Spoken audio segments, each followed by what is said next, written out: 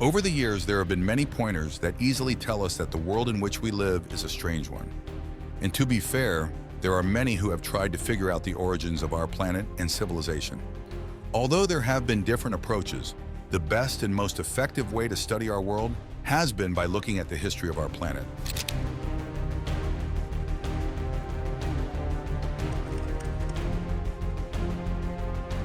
And for those who have, there is one word that continues to ring out: Nephilim. The strange thing is that many of the artifacts were huge, like you have giant-sized sandals, like a 15-inch long shoe. The word which describes an ancient age of humans has recently been trending. But why is that? Who are the Nephilim, and why is interest in them suddenly peaking? Multiple people claim they saw 8 to 10 foot tall aliens or very tall zombies, and it caused shoppers panic. And even pieces of clothing, which were so big, it looked as though they were worn by giants. The Nephilim's biblical heritage. There's no doubt that a significant amount of human history has been somewhat kept hidden. Whether it's records being destroyed or lost to humanity, or those that have seemingly been deliberately kept from us, there is a considerable gap when you think about the history of our world and our civilization as a whole. For instance, what happened to the dinosaurs? How did ancient civilizations develop and form? Answers to questions like these might never be found. However, this isn't to say that we don't have some clues around us. And unlike those that have been found in books and through scientific experiments, the clues about the Nephilim actually come from an interesting source: the Bible itself. If you know anyone who's a Bible or religious scholar, then there's a high chance they know about the Nephilim. For those who might not be aware, the Nephilim are a race of mysterious beings and people in the Hebrew Bible who are said to have been much bigger and stronger than the average person. In fact, the Hebrew word Nephilim loosely translates to giants. We see different references to the Nephilim in the Bible, with many of these references referring to people who were said to have possessed almost supernatural features which, to their fellow men, were more like being unattainable. When you dig really deep into it, you'd actually find that the origins and the history of the Nephilim are very much tied to a lot of supernatural elements. For instance, the Bible, as well as biblical historians, would have us believe that these creatures were actually the result of intimate relations that happened between women and angels. For many who are deeply religious, the origins of angels will always be a mystery. However, the Bible actually talks about fallen angels, essentially angels who were in heaven with God before He decided to create mankind. These angels were eventually expelled from heaven, following their participation in the rebellion that saw the devil being cast down to hell, although their destination was the earth instead. By taking on the human form, these fallen angels eventually came to our world and had intimate relations with women. In the book of Genesis 6:1-4, we are told of the story of early humane expansion, and we see a hint that these angels indeed laid their eyes on human females and were very much attracted. The book reads, "Now it came to pass, when men began to multiply on the face of the earth, and daughters were born to them, that the sons of God saw the daughters of men, that they were beautiful, and they took wives for themselves of all whom they chose. And the Lord said, My spirit shall not strive with man forever, for he is indeed flesh, yet his days shall be 120 years. There were giants on the earth in those days, and also afterward, when the sons of God came in to the daughters of men, and they bore children to them. Those were the mighty men who were of old, men of renown." Harmless, right? Well, not particularly. According to experts, this passage actually references the fact that there were relationships between angels, who were known at the time to be sons of God, as well as the daughters of men. So while it might seem to the common man that these sons of God were probably the men of Israel or another group of men who had affiliations with God, they were actually angels who had been cast down from heaven and were dwelling among humans. The term sons of God has actually been used to describe angels a lot in the Old Testament. For instance, in the book of Job, it was said that the sons of God had presented themselves before him, and the devil cunningly hid himself among them. We see this term being used several times across the book of Job, as well as terms such as morning stars and so much more. These were used to describe angels, and as we already showed, the devil himself used to be one of the most highly ranked angels in heaven before he fell.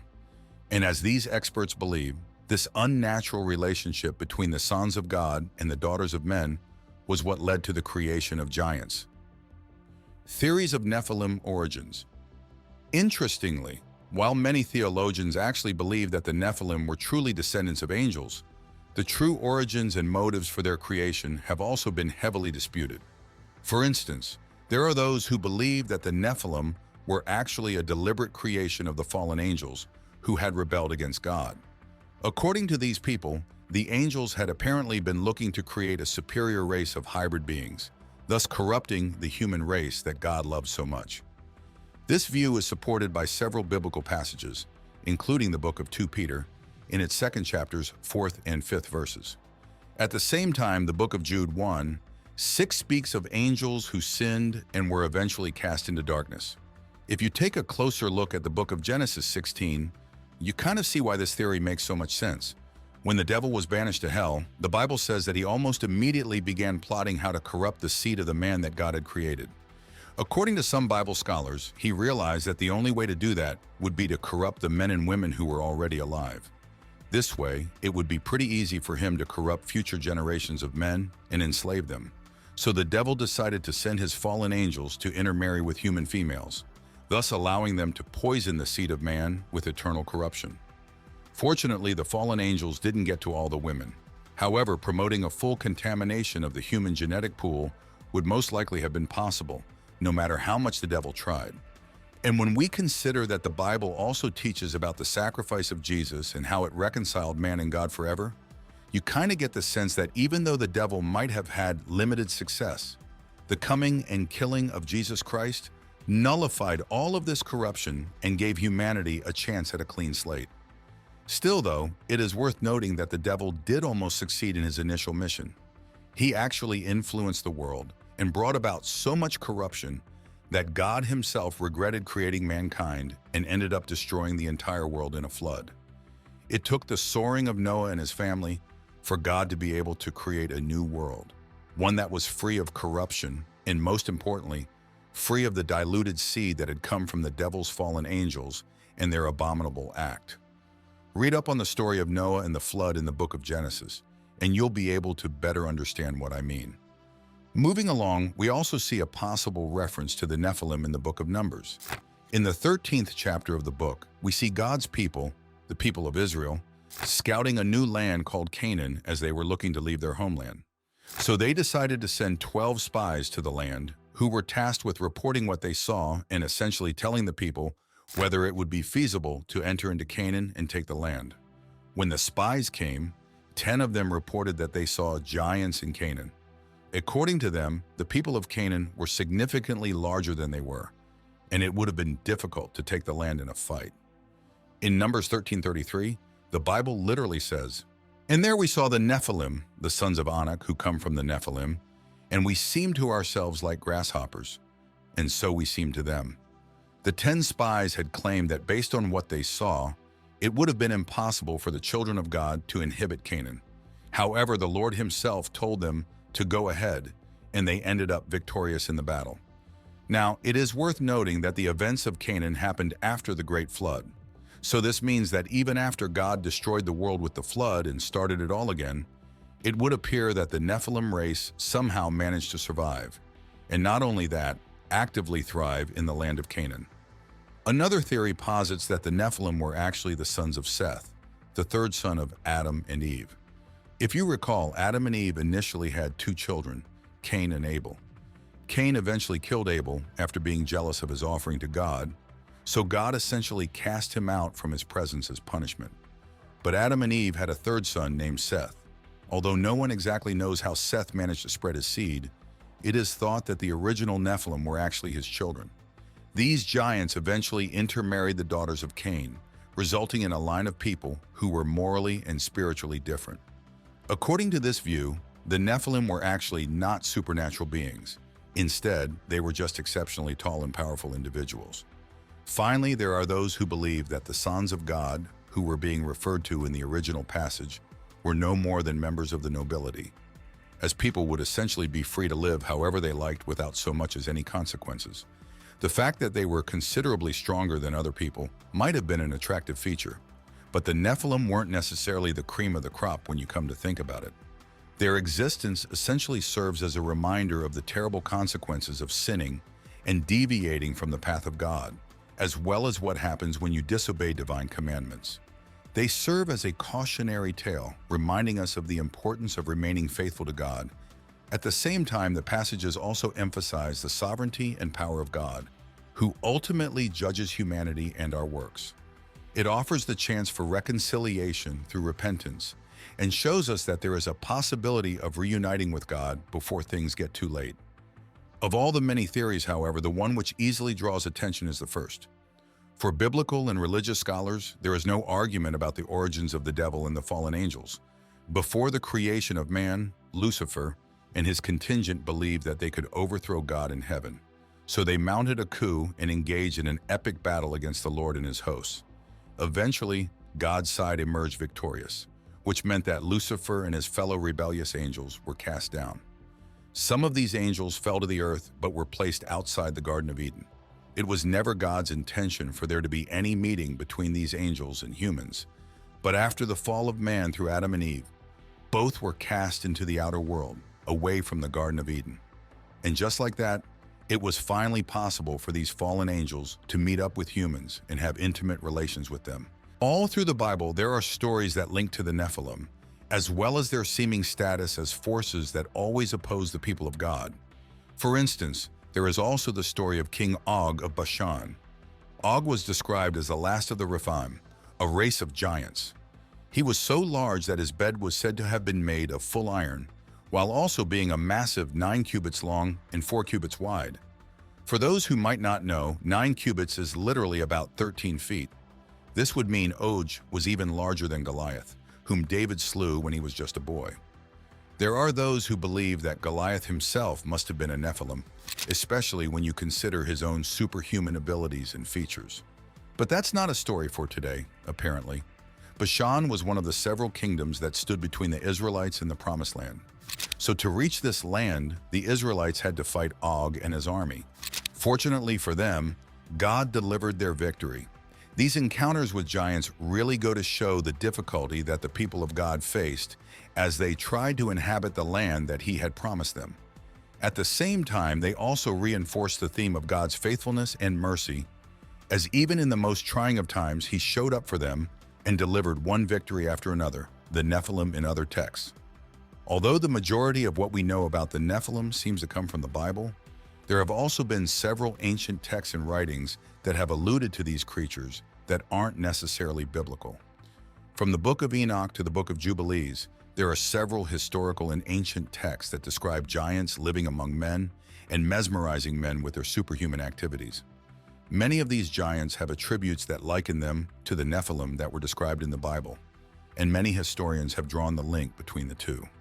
That said, we should also point out that there are some contextual differences between the portrayal of the Nephilim in these ancient texts in the Bible. For instance, if you'd notice, the giants in the Bible were described as being innately corrupt, children of sin who were born out of an ungodly alliance and who ended up contending with the children of God on multiple fronts. They were almost the earthly manifestation of the devil, always seeking to oppose God's agenda. And they caused so much of an irritation that their presence was one of the reasons why God decided to flood the earth in the days of Noah. In many of these ancient texts, however, these giants were actually described as being noble and heroic. Additionally, the biblical accounts that talk about these giants tend to link them to one historical event or the other. It could be David's rise to the top, the Israelites' conquest of Canaan, or anything at all. In contrast, many of these extra-biblical accounts tend to portray these giants as legendary creatures who existed outside of historical context. This difference exhibits the historical and theological framework of the Bible, which seeks to use historical narratives to convey moral and spiritual truths. Nephilims in our world? Now, with everything that's been said, one major question that has been on the lips of a lot of people is whether the Nephilim are still around. I mean, this is clearly a race of superhuman beings, and if we humans have been able to survive many of the events that have happened over the years, then surely the Nephilim, with their abilities, should have as well. So far, there have been hundreds of people who have given their lives to searching for and discovering the Nephilim. but none of them have really come up with anything substantial, which is why the story I'm about to share with you is so harrowing. Recently, the word Nephilim actually trended on social media. Platforms like X and Reddit began carrying stories about possible sightings of giants, and many began dropping theories that it appears the descendants of these creatures were spotted. It all began earlier this year. On January 2nd, the Bayfront Marketplace in Miami, Florida, was swarmed by police officers following what was said to have been a brawl between two groups of teenagers. According to reports at the time, the entire kerfuffle actually began when a group of teenagers stormed the marketplace and set off fireworks. The action caused panic as the crowds quickly dispersed, disrupting businesses and drivers within the area. A man who lived close by even gave a statement to the police saying, "We were just watching a movie with the door open because it was really nice out. We heard a lot of successive shots or pops. I don't want to say exactly for sure right after New Year's. It could have been fireworks, I'm not sure. So we go out there and there were just tons of people running. Immediately, not long after that, police cars were showing up, super loud. There were about 10 of them in an ambulance." The Miami police added that the teenagers had been armed with sticks and were in some sort of fight, so the police had to move in for crowd control. When they did, all of the fighting teenagers scattered in different directions, looking to evade arrest. Now, all of this seems like standard stuff, right? Well, here's where it starts to get weird. Although this is a fairly public place, reports have claimed it was just a group of teenagers. So explain why a contingent of probably 100 police cars, along with choppers and other artillery, was dispatched to handle this situation. Better yet, I'll just let this TikToker explain what happened. A couple of days in Miami, Florida, at a mall, the local police were dispatched to the mall for an argument, a fight that broke out between juveniles.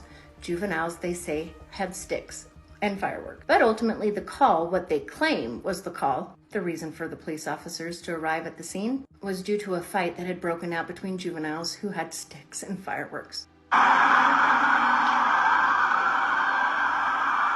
Right? That seems like a lot of officers to show up, but my friends, that is not anywhere near all that came. And once you understand and you hear the eyewitnesses' stories, I believe you will at that point understand a little bit better as to why so many police officers, probably 100, along with choppers, black choppers from the PD, patrolling the scene from above.